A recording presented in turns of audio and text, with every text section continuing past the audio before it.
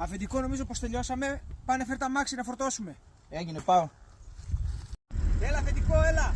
Ευθεία, ευθεία. Έλα, όπα. Έλα να φορτώσουμε. Κάτσε να ανοίξω να τα βάλουμε εδώ πίσω. Όλα αυτόματα τα έχω.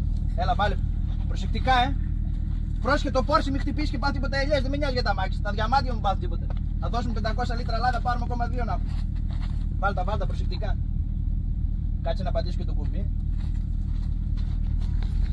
Άνετα είμαστε. Αφεντικό, αυτό το τελάριο έχει τρύπα, θα μας φύγουν όλες οι ελιές. Κάτσε να δω τι έχω να βάλουμε, κάνα χαρτάκι. Α, βρήκα, έλα, βάλε αυτό. Αυτό θα βάλω. Βάλτε και στη γωνία, μη μασάς. Εντάξει, φόρτωσε τώρα, δεν φεύγουν με τίποτα. Πάλι καλά, βρήκα ευκαιρία αυτό το αμάξι και πήραν το έχω για το χωράφι γιατί βγαίνει μέσα στο όργωμα, δεν καταλαβαίνει τίποτα. Μου βγήκε καλό το εργάλι.